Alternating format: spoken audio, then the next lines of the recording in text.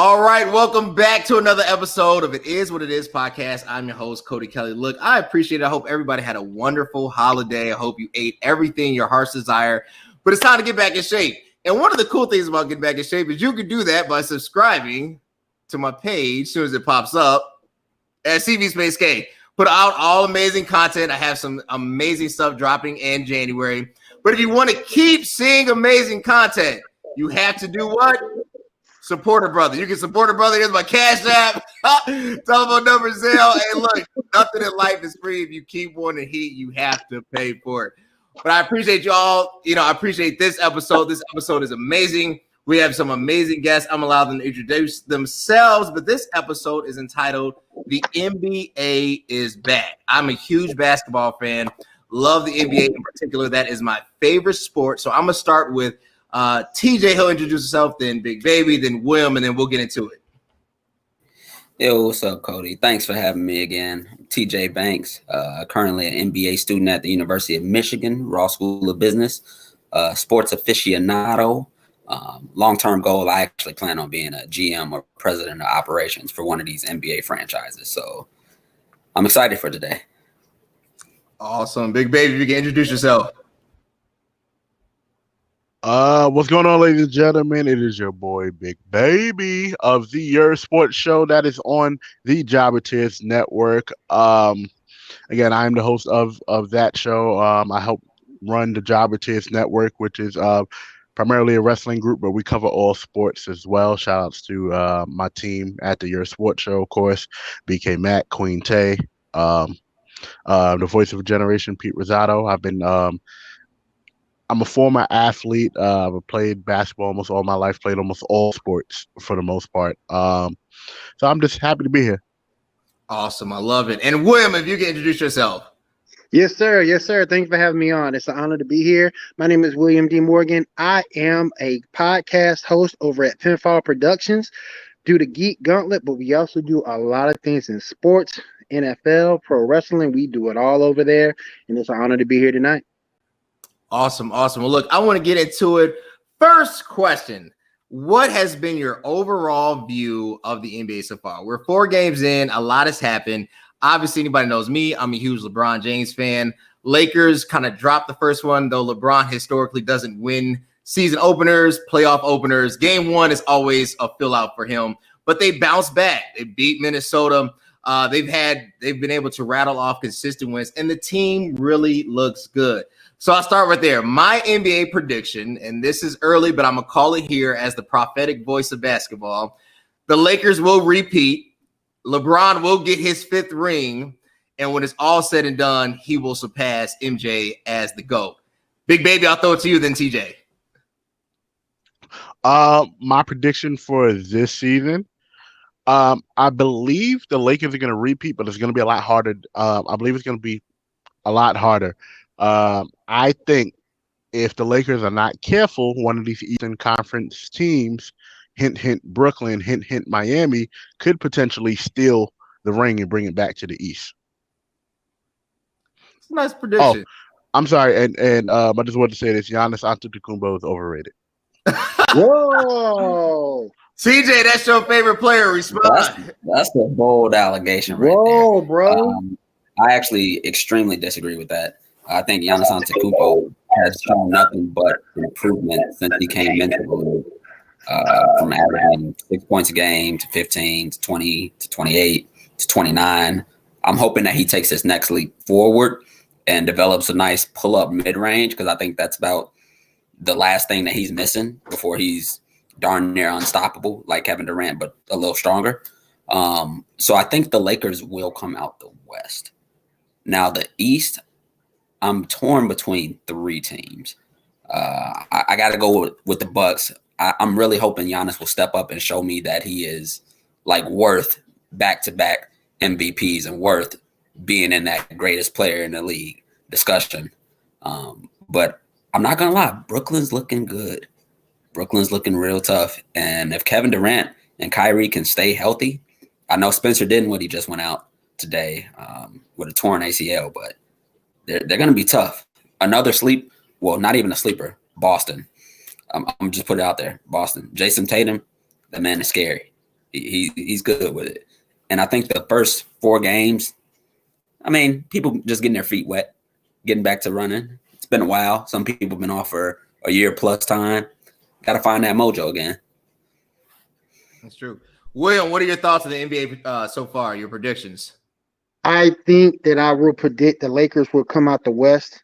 My East pick is Brooklyn. While I do think Giannis is going to be the MVP once again, and he has made leaps forward, I don't think the Bucks will get there. I think it will be the Brooklyn Nets. I don't trust the coach. I don't trust the front office out there. He's been outcoached several times in the playoffs. So to me, it's going to be Lakers versus Nets. Wow, Lakers versus Nets. Look, let's go there to the most improved. I think Brooklyn Nets have improved the most, right? I think obviously they always had the team in place. KD finally being healthy, Kyrie finally being healthy. Unfortunately, Spencer Dinwiddie, like TJ said, has went down a partially torn ACL. But that team from end to end is kind of stacked. My problem is that Kyrie does not stay healthy long enough for you to really gauge. His whole career has been plagued with injury since college onto the pros. The 1 year that he wasn't injured, I mean, really kind of had a healthy season, they won it. And then the following year ended up having cramps in the NBA Finals, couldn't participate. So I don't have faith in the Brooklyn Nets coming out of the East only because of that reason right there. I think Kevin Durant is going to do what KD does. KD just slaughters. I mean, he's unstoppable. He's somebody that you would create in a video game, right? But when push comes to shove in a 7-game playoff series, I just don't have much faith in the Nets. My team actually coming out the East is, drum roll please, I'm going back. Just because I don't trust Philly for whatever reason. I think Doc is great. My team is going to be Miami. I don't know. I think Jimmy and them, Duncan, Tyler Hero, I think that team is just slated to do another one. And it's always another trade you can make. William, what are your thoughts on that? Yeah, that's a good point. They looked good last year. They caught fire last year heading into the playoffs and got it done. Beat the Bucks, did their thing. My only thing with them, they're so small. And teams that have any type of size can go in there and do some work against them. And look, the Lakers may have gotten a little bit smaller, but they got some dogs in that front court. And I don't think that if they do happen to make it again, I don't think they can beat that. Big Baby, what are your thoughts on that? I called Miami last year at the beginning of the season to make it to the finals. People thought I was crazy, but you have to look at the team and how it's constructed. The team is constructed the same way it was constructed around Dwayne Wade, but a little bit more in terms of having dope supporting pieces like Bam, like Dragic, and getting production out of players like Duncan Robinson and Tyler Hero and Kendrick Nunn. Miami's still a scary team with the addition of Iguodala last year, with Avery Bradley coming in now being another perimeter defender to take pressure off Jimmy, to take pressure off Iggy. Miami's going to be a scary team, but like last year, people are going to sleep on them just because they don't have the same name value as a Milwaukee at this moment, as a Brooklyn, as a Philly, as a Boston. So again, Miami could sneak right in and take a few heads off. Awesome. TJ, your favorite team is Milwaukee. As you know, Milwaukee is 0-3 right now. They dropped another one. Is Giannis overrated? Or is it just Chris Middleton is a little bit overhyped and Holiday wasn't a good pickup? What's happening in Milwaukee? Chris Middleton. I'm sorry. Go ahead, man. Oh, okay.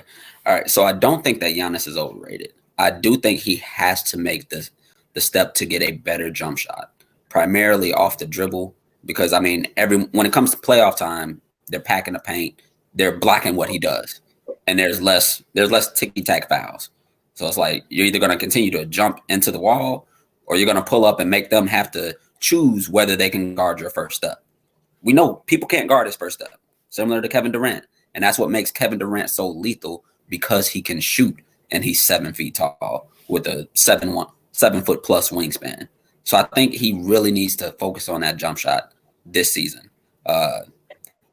I'm not entirely convinced that they got any better. I like Drew Holiday, but I think it was kind of a lateral trade. Sure, he's a better jump shooter than Bledsoe, but I mean, Bledsoe's a better, like, take it to the hole guy, like, better finisher at the rim. I guess Drew Holiday may have a little bit more of a clutch factor when it comes to shooting, but I'm not entirely sure that they got a lot better. To me, I personally thought that last year they took a step backwards when they let go of Malcolm Brogdon. I thought he was a big piece to why they were so successful in 2018.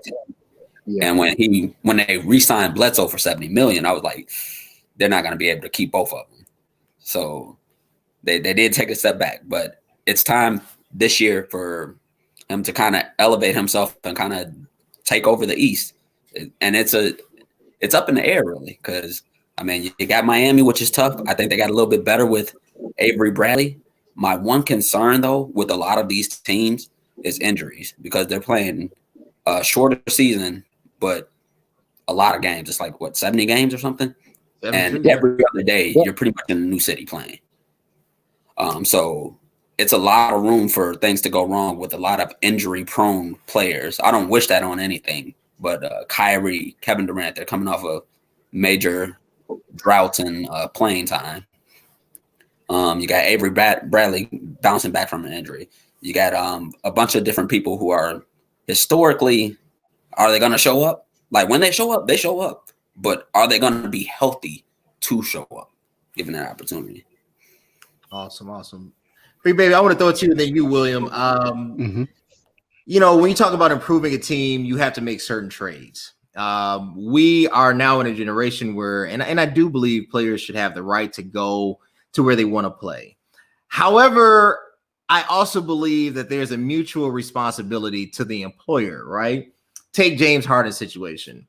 Come in out of shape, not ready to ball. He's so skilled that you can't tell. You won't be able to really trace it until you get into a playoff situation because he's just that skilled. But he has endangered his team with some of his off-the-court shenanigans. Should James Harden be traded? And if so, where? So here's the problem, and I mentioned this on the show when we recorded live on Saturday. James Harden is making it harder for himself to be traded because he's making it harder for Houston to get the same equity for that type of talent because of what he's doing off the court. On court, we know what James Harden is going to give you. James Harden is a walking 30-piece, walking 35, close to 10 assists, right? He can easily average a triple-double. The problem is, of course, yes, you want to trade him, but if you're not going to get equal value back for him or something close to it, you got to let him sit for a little bit until, maybe let him play this year out and send him away next year so you can get players that's maybe not on expiring contracts but are on the rise to where if you lose James, it's not as big of a deal as if you just trade him out now and you get peanuts for him. Because, the thing is, trade him to Brooklyn, for Caris LeVert and this, that, and the third. Me as a Brooklyn fan, I would not want to see James Harden in Brooklyn due to, you see how much they're moving the ball now. James Harden is a ball stopper. With Mike D'Antoni there, I don't want him to corrupt the offense that they have now just because he's a third superstar. So, yes, they should trade him, but they need to make sure they get equal value for him and make sure his off-the-court antics is not going to affect another team down the line because he has 2 years left on his deal. What are you going to do with him now? That makes sense. William, where do you trade James Harden to? I don't think you do. I think you hold on to him.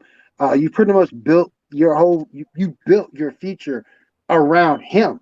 And like Big Baby just said, you have to get fair equity for a player of that caliber.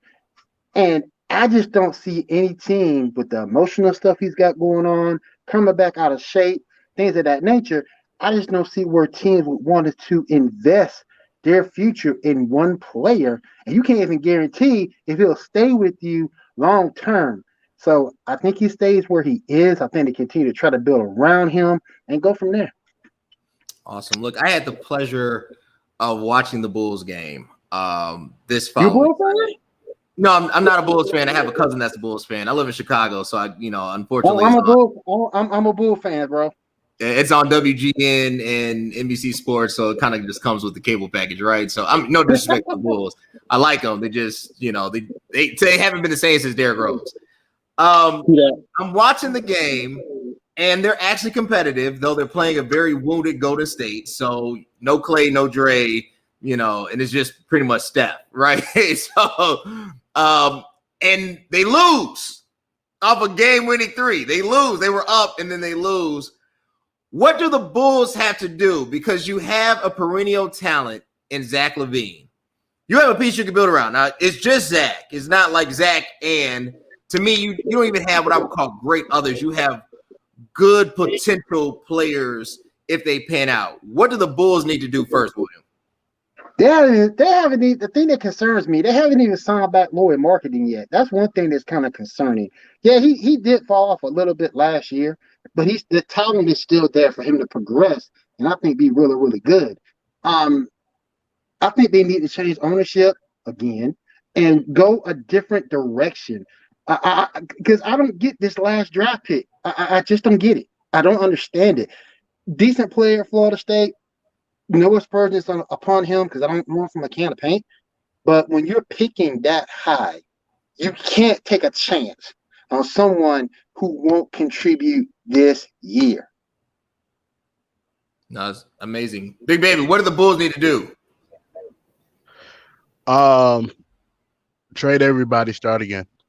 No, in all seriousness, Williams hit it on the head. Ownership. It has to be ownership because you basically got Zach LaVine for nothing, right? Lauri Marketing, you got based off drafting pretty good, but he's been injured, he's been hurt, he hasn't been playing the same. Coby White is good, but when you now look down the line, Otto Porter, what is he doing for the Bulls? He has a massive contract and not doing anything. He's really looking like how Kelly Oubre is looking on the Warriors right now, and he's been looking like that. And Porter's been looking like that for about a year. Yeah. So I don't get what they were doing. I don't get why they thought he would be helpful because of his last couple months in Washington that year. But other than that, they need a complete change of the scenery. They need to wipe it clean, and they need to start speaking to Zach LaVine about some of these decisions that they're making. I like it. One of our audience members said the Bulls have been rebuilding for way too long. Just my opinion. Think about the Bulls. I do agree. It needs to be a change of ownership. I totally agree. They need to sell the team. They just need a completely overhaul of the executive branch of the Bulls organization. Jerry Reinsdorf needs to sell the team and not allow his son to run it. Just sell the team. Just like the Hallis lady needs to sell the Bears. All Chicago teams need to be sold. I'm going to just say that. They all need to be revamped. But I think the issue is Zach is the only, to me, piece that is untouchable. Everybody else can be shipped. Otto Porter, overpaid. He had a good stint in a very short time with Washington, and it didn't pan out. But what kills me about the Otto Porter pickup, you signed him, and then you signed Thaddeus Young, who was basically Otto Porter before Otto Porter, right? Like, why do that? Why go through that? That doesn't make any sense. TJ, if you got a call from the Rockets and said, we will give you James Harden, give us Zach LaVine, Coby White, and Lauri Marketing, are you pulling it? I'm sorry. Can you run that question one more time? You faded out on my side. If you get a call from the Rockets organization to say we will give you James Harden, give us LaVine and Lauri and Coby White, are you doing that? I personally am. I believe James Harden can drag the Bulls to the playoffs by himself. I mean, I've seen him do it on the Rockets for the last 5 years. Before Chris Paul got there, he was averaging the triple-double or 31, basically 11, and 9.5. Right. He can drag you to the playoffs and make it to the second round by himself. The style of basketball will change. But one thing I'm interested in is that the Bulls, I believe, recently acquired the GM from the Nuggets, or the assistant GM from the Nuggets. So while I'm not entirely sure about this latest draft pick, I do have faith that he's a competent GM, which I haven't had faith in the past with the Bulls draft picks. Like he drafted some really talented prospects out in Denver, including Michael Porter Jr., Bol, just Jamal Murray, just name a few that are starting to blossom now. And that's a team I look out for. That's true. That's true. I mean, I personally would have picked Obi, who went to New York. I said, look, Obi is right there. You're talking about immediate impact. I don't think he'll be a 25-12 guy, but to me, 18-9 is his ceiling. And that's good because that's what you should be getting out of Wendell, right? So I feel like you get a better contract. You could trade Wendell and get some more pieces. Speaking of possible trades, so the Clippers suffered an embarrassing loss, 50-point blowout. I love Paul George. Like I like PG the person, but the basketball player, like I just don't know what's going on with PG. I don't know what's going on with the Clippers. He said something interesting. I'm gonna take full ownership. I own it. After though, you kind of dismissed Doc Rivers for being played like Ray Allen, quote unquote. What does owning it for the Clippers have? Is this a bad investment from Steve Ballmer? TJ, I'll start with you and then Big Baby. When you say a bad investment for Steve Ballmer, what exactly are you referring to? Like just owning the Clippers? Yeah, like in Steve's head, is it like I'm gonna get a championship? Does he realize like it's just not in their DNA right now? I can't even say it's not in their DNA. Yeah, they choked last year in the playoffs, and last night they looked awful. With that 50-point loss to Dallas, like it looked terrible. I think PG is really a player too, a second option, and I think it blatantly showed. He's a second or third option. Like he's not the same as Indiana, and even when he was on OKC, when you're an MVP caliber player, things shouldn't happen like that. When you're expected to be the go-to guy, it shouldn't be a 50-point blowout. I understand he had some injuries in the past, but we expect him to be able to put up 35, 40 if the main guy is not there. We're not looking for playoff P to come out here and drop 15 points and then be down by 50 at halftime. This isn't high school basketball where you got Simeon playing against some small 1A school. Like this is the NBA. These are the best players in the world. You're expected to make an impact. Like you're getting paid all these millions of dollars to make an impact. And of course he's got to take ownership for it. He's the best player on the team, on the court. You can't be the best player on a team that is supposed to be a title contender and get walked off the court. Like embarrassingly. That's true. They just like gave up in the first quarter. That's sad but true. One of our audience members said Clippers lost to the Mavericks out Porzingis. Yes.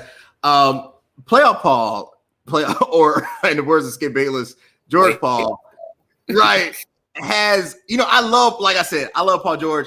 I remember watching him blossom. And then I remember the Miami series. And right before the injury, it was like, this dude was here, right? Like, you could arguably say he was the second best small forward in the league at the time behind LeBron. But it's like something after that injury, and I get it, he just had the shoulder surgery. Something is different. Like, why isn't Paul George, what's taking him so long to get back to where he was? Big Baby, I'll start with you. So let's start from the whole Doc dismissal stuff. Yeah. He was wrong, right? There were so many factors that went into, Doc getting fired, which is fine. Doc even admitted some stuff, but George, I'm about to call him George Paul. Paul George, it was wrong. Paul George had a chance to take accountability at that point in time. Instead, you blame Doc Rivers. Should Doc Rivers have taken him out? Yes, of course. After hitting the side of the backboard, nah. Let's have a seat, young fella. But in terms of just, he's not a superstar. He's not a superstar. I agree with what TJ said though. He's a number two. He's a great player too, to Kawhi's player one. But in terms of superstardom, I think those days have passed him in a way. Like, he shows flashes of it. And don't get me wrong, Paul George is a great defender, and he has his nights. But Paul George isn't consistent at all. At all. And I don't think he's ever going to be that consistent number two or superstar that the Clippers need to get over the hump. They're going to have to run into the Lakers eventually. You're going to have to run into these hungry teams like Portland, who have an established 1 and 2. Denver, that has an established 1 and 2. And if you can't be consistent, you're not going to get any farther. You're not going to get any farther than potentially the conference finals. Potentially. William, Paul George has, I like I said, I'm a Paul George fan. I like his shoes. I think Paul George is what Danny Granger would have been if he didn't get injured, right? Mm-hmm. Yep. Paul George to me is talented. Like, to me, and if you take Kevin Durant and shrink him 4 inches, is he still as dynamic as Paul George? I would say no, right? Like, I think what puts KD over the top is that them extra 2-3 inches you just can't do anything with, on top of the great skill. You had the opportunity to draft Luka Doncic or Paul George pre-injury. Who are you taking? I'm still taking Luka. I've never been a Paul George fan. I think Paul George has something going on in his head. The talent is there. There's no lying about that. He's very, very talented. It's there. I just think the rest of it is all he's just a head case to me. And like it was said earlier in the conversation, he's like the NBA's Luigi. He is a number 2 guy. He's not a number 1. He's a number 2. But the thing that kills it, you had Russell Westbrook. You still didn't win. You got Kawhi Leonard. You still didn't win. Why is that? Those are the questions that no one's asking. And for him to get all that money for basically coming up short, that man has stolen more money than Joe Johnson. I swear he has stolen more money than Joe Johnson. I swear he has, man. Hey. ISO Joe will put up more than Paul George did. He'll produce more than Paul George. He's stealing money, in my opinion, man. And you shouldn't. Is he a top 20, top 25? Okay, but you still haven't won anything. It's still not there in order for you to be in this high regard as you have been. Luka is younger.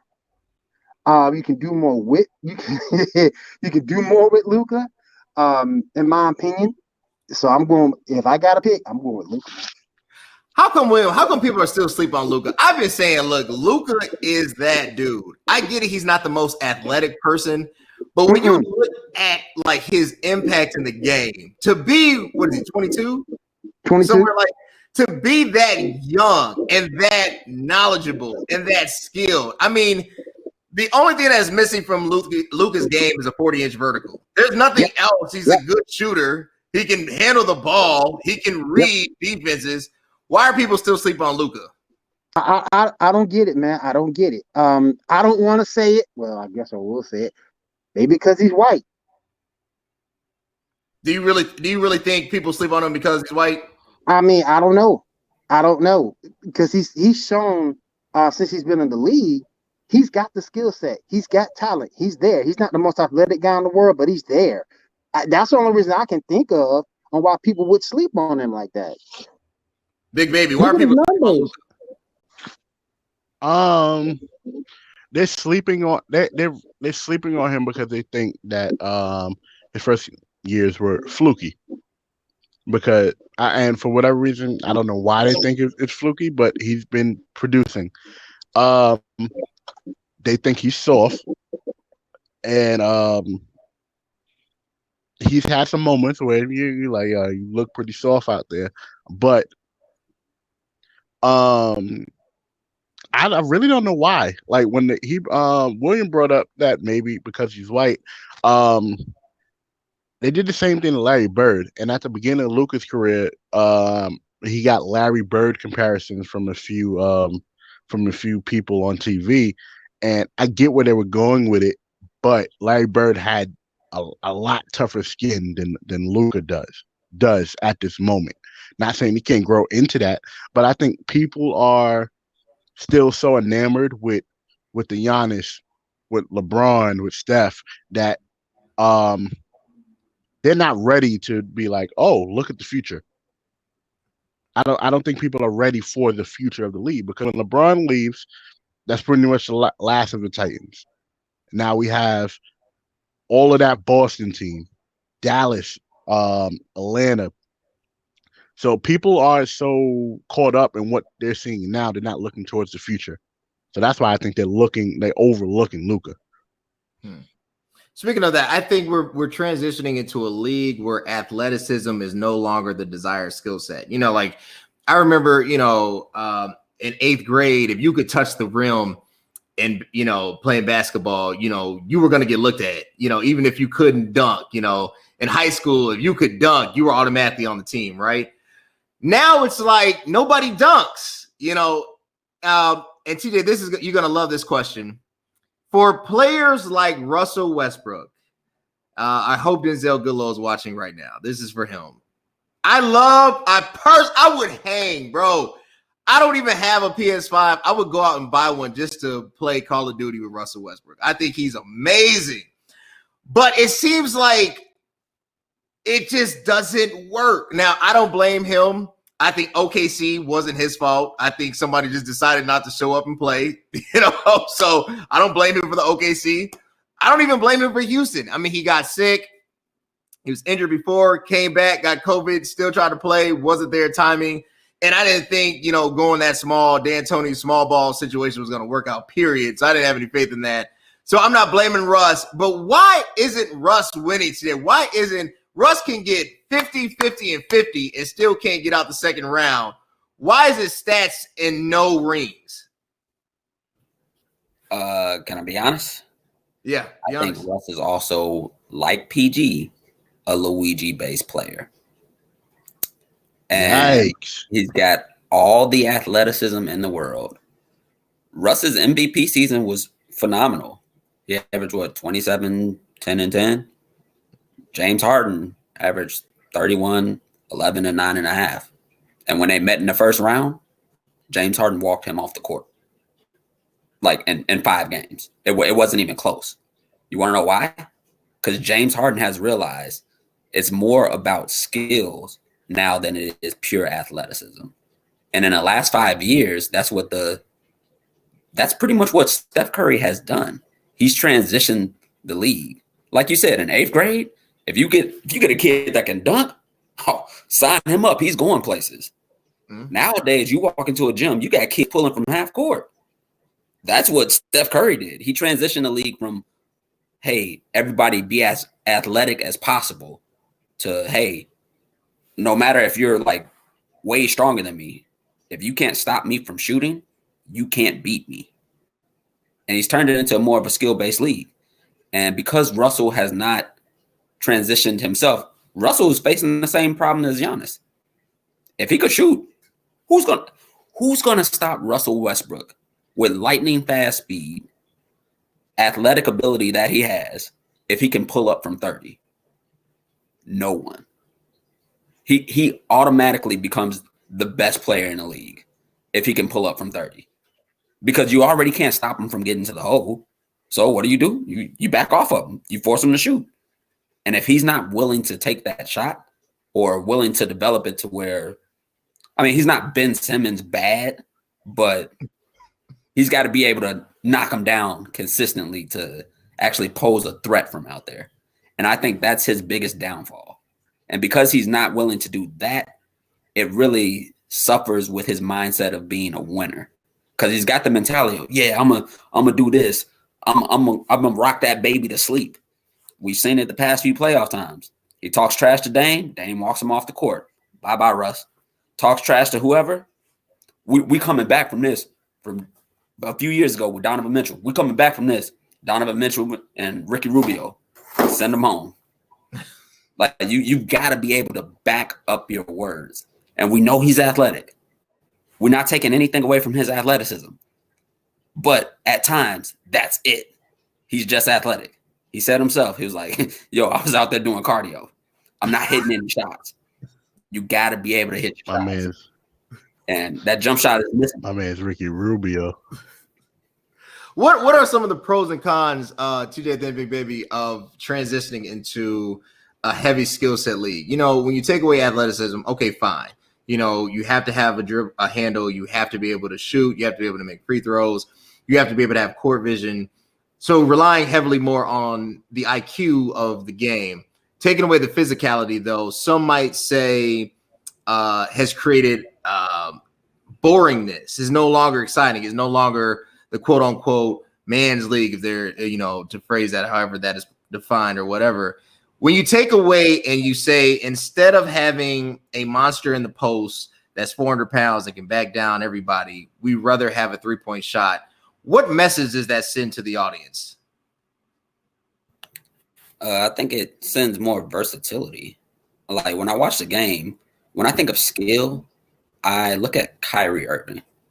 He's about 6'3", and he's one of the best, if not the best finisher at the rim. And it's not because he's just jumping over everyone. I believe he could jump over some people, but he's not like Russell Westbrook athletic or prime Derrick Rose athletic. But when he gets there, you don't even know which hand to go after. Because I saw him do a move yesterday or 2 nights ago. He's on the right-hand side, and he threw it to his left hand and then cocked back and shot it with his left hand on a fast break. And I'm like, who does that? It creates versatility. I think there'll always be a place in the league for athletic ability because athleticism sells tickets. People want to see Zion because he's athletic. Ja Morant is more skilled than Zion, but Zion's 6'6", 290. And like I saw him take the ball away from Giannis. And Giannis is probably one of the bigger, stronger players in the league. And he took it away like it was nothing. That's a strong dude. That's athleticism. People want to see that. People want to see you fly high and dunk. Will he win a championship like that? He might got to develop a little more skills. But he's going to sell out arenas when that time comes. Big Baby, what are some of the cons of a hyper-skilled league with athleticism and the balance?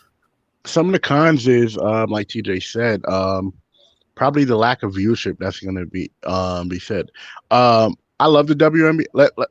All right, so let me put this out there. I love the WNBA, right? All right. TJ's laughing because he knows where I'm going with. I think he knows where I'm going with this. I love the WNBA. The viewership is lacking because of 2 things. One, because of the promotion of the NBA, from time to time they get lazy and don't help promote their sister league. 2, it's the lack of athleticism there. Not saying that they're not athletes, not saying these women are not athletes, but for most of this time that we've been watching basketball, what is the most thing that's looked up on YouTube? Michael Jordan. Either it's Michael Jordan, no. It's somebody getting crossed, and somebody getting dunked on. You take the athleticism out the game, and for people who don't like the Spurs, you have the San Antonio Spurs. Every team is playing like the Spurs, right? Spurs rarely had any real athletes until towards the end of Tim Duncan's career. I believe that these kids coming up are now acquiring the athleticism plus some of the skill set. But I think in order for that type of play to survive, everybody has to learn how to, add athleticism with with the skills. Right? You have to teach both. You have to work kids out both. You can have someone who's like Zion, 6'6", 250 to 290, that's skilled. We have LeBron James. You can build players like that. You just have to do it. I like it. William, shifting gears, the NBA season always starts with the draft. I thought personally LaMelo Ball was the best thing in the draft from a pure potential, right? Like skill set, size, decent amount of athleticism. He's already a playmaker. You just have to literally work with him and he doesn't get injured. You could have a bigger version of Steph Curry, right? Like a way, way bigger. I mean, he's already 6'6", right? Yep. I thought that a lot of teams passed up on him. I thought, I like Wiseman. I thought, Penny Hardaway's, protege. I thought he was going to be good. He will be. Anthony Edwards is another athlete. Kind of reminds me of a cross between, he's like a motivated Andrew Wiggins. He doesn't have the dog that Jimmy Butler has, but he has the athleticism, but he's motivated because Andrew Wiggins is out there like, man, when this is over, I'm going to get on Call of Duty. Like, I feel like he's always had that in his mind. Like, I just can't take Andrew Wiggins seriously, like even when he is serious, right? Right. But is LaMelo Ball the future of the NBA? Is he the best ball brother, and is he the future of the NBA? I think he's the best. I'm not going to say future of NBA, but I think he's going to end up being the best ball brother. But I'm not going to say the future of the NBA because you got too many other good players that came before him that can claim that title. Look, I'm a big fan of Ja Morant. I love Ja Morant. I will put that on him before I will put it on Ball. Same thing with Zion. Zion is just a freak of nature. And with him being the way he is, 6'6", 250, 290, he can do it. I think it will fit him more than it will fit any ball brother. So I think he will be the best one in the family, but I don't think he'll quite be the future. That makes sense. All right, last question. I want to appreciate my guests one more time. I want to thank them so much. Last question, everybody. You get 2 minutes, and then you can give your sign off. After that, I'll start with you, TJ. Say LeBron gets to ring number 6. So let's say it happens. I got him getting 5. I don't have him getting 6, only because I think age and attrition is just going to catch up at some point, right? Just like if Tom Brady, I was joking with my cousin. I said, if Tom Brady gets another ring in the Tampa Bay uniform, then you can't even argue against his talent. Like he just figures it out. They're 10-5 right now in Tampa Bay, but it remains to be seen. LeBron gets to number 6, rattles off 2 more, does a 3-peat with Anthony Davis, retires. Is the GOAT conversation squashed? Can anybody ever say Jordan went 6 for 6? I think they can and they will. I think it's a matter of, one, with LeBron, where will he be in the terms of like leading the team? Like if he 3-peats, is he still the guy, or is Anthony Davis the guy, or is there another emerging guy who steps up and is like, oh, LeBron just kind of coattail rode Anthony Davis? Not saying that would happen, but this last finals, like we saw Anthony Davis, people had a legitimate case. Like, that could have been Anthony Davis's MVP, and aside from like maybe one game. And like if that's the case, now you're looking at when Jordan won, was there any time where he was not the guy? Or it was like, who's the best player on the court? There wasn't. It's like Mike Gordon's the best player on the court. Who's the next best? Probably Scotty. But the gap is so wide between the best and the next best. And I think the gap is a lot smaller between Anthony Davis and LeBron James. I think one of LeBron's biggest downfalls was that he like had a mental breakdown against the Dallas Mavericks. And I know that's like no one blames him for the loss to San Antonio in 07. No. You got there, you got swept by some Hall of Famers. You got swept by some veterans that knew what they were doing. They came there ready. You wasn't ready. You dragged a team of sorry players to the finals, and you did what you could. You was only 22. We don't blame you. But in 2011, when Dirk got sick and you and D-Wade sat up there and clowned him, as if the series was over. And then him, Jason Terry, and JJ Barea lit y'all up. Son. And that's not to down the Mavs team at all. It was a great team that swept Kobe's Lakers, who won the prior two titles, who were in the finals the last 3 times. But if you're going to talk mess while you're up, you better be dang sure that you finish it. And he did not finish it. And there's been times where it's like, all right, LeBron, people question his clutchness because if you're down by 2, is he going to take the shot? If you're tied, I believe he'll take the shot. He's shown that time and time again. It's nothing to lose. If he misses the shot, he'll beat you in overtime. Because at the end of the day, he'll take the team. He'll take it one-on-one in overtime. But if you're down by 2, is he going to take the shot? And I think that's where that like alpha male, that dog mentality is with some of the other players like Mike and Kobe and Larry. These people who are entered in conversations for like, hey, this is the Mount Rushmore. Like, this is why LeBron's not the GOAT, because he doesn't have this quote-unquote killer instinct. And it comes when it's like that when it's about closing out games. I believe if he gets 6 rings, you got a legitimate comparison.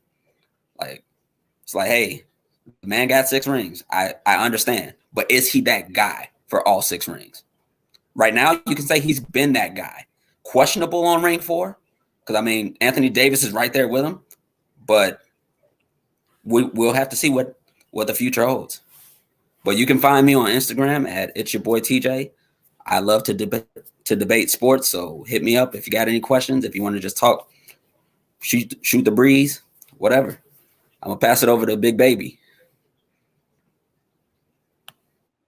Awesome. Big Baby is, the 6 rings. He gets to number 6. Is that it? Is it over?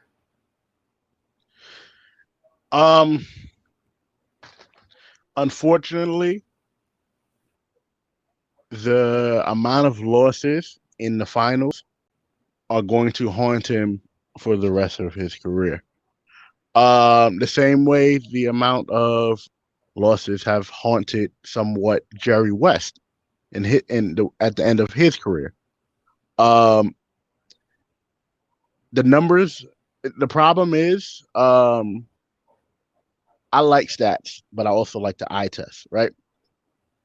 The way, and TJ brought it up again, that 2011 mental breakdown is what's going to cause him to not be called the greatest of all time.